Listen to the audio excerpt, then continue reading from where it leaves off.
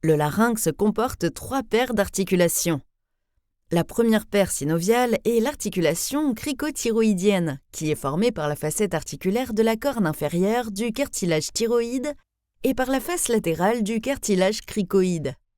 Vous voyez maintenant mise en évidence en vert la capsule articulaire qui la recouvre.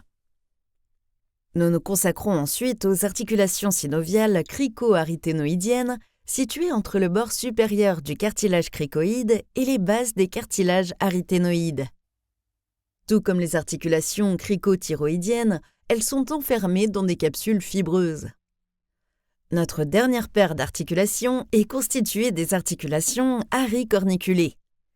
Ces petites articulations peuvent être synoviales ou cartilagineuses. Nous arrivons ainsi à la fin de notre exploration des cartilages laryngés. Toutefois, nous continuerons directement avec les ligaments et membranes du larynx. Les tissus mous du larynx peuvent être divisés en 2 groupes. Un groupe extrinsèque, qui relie des parties du larynx à d'autres structures environnantes, et un groupe intrinsèque, qui relie les différentes parties du larynx entre elles. Examinons tout d'abord les structures extrinsèques. Juste ici, vous pouvez observer la membrane thyroïdienne mise en évidence en vert. Il s'agit d'une large membrane fibroélastique attachée inférieurement au bord supérieur du cartilage thyroïde et aux cornes supérieures de ce dernier, tandis que le point d'attache supérieur de la membrane est au niveau du bord inférieur du corps de l'osioïde et de ses grandes cornes. La partie médiale de la membrane thyroïdienne est épaissie et forme le ligament thyroïdien médian.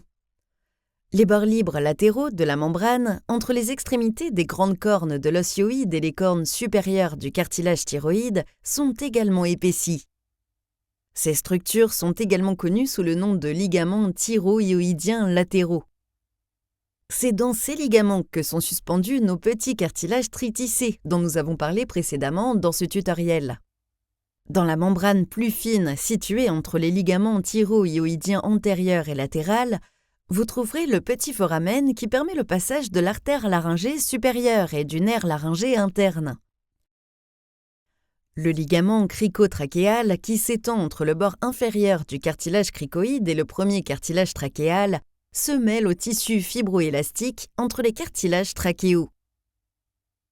Le dernier ligament extrinsèque dont nous parlerons est le ligament ilio-épiglottique et, comme pour la plupart des structures du larynx, son nom nous donne déjà pas mal d'informations sur sa localisation. Ce ligament élastique est attaché au bord supérieur de l'osioïde et à la face antérieure de la partie libre de l'épiglotte. Si tu as trouvé cette courte vidéo sur l'anatomie ou la physiologie utile, tu apprécieras encore plus nos tutoriels vidéo.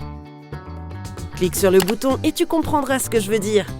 Nous avons des centaines de vidéos disponibles pour nos membres premium, sans parler de tous les quiz divertissants, nos articles complets et nos illustrations d'atlas pour consolider tes connaissances.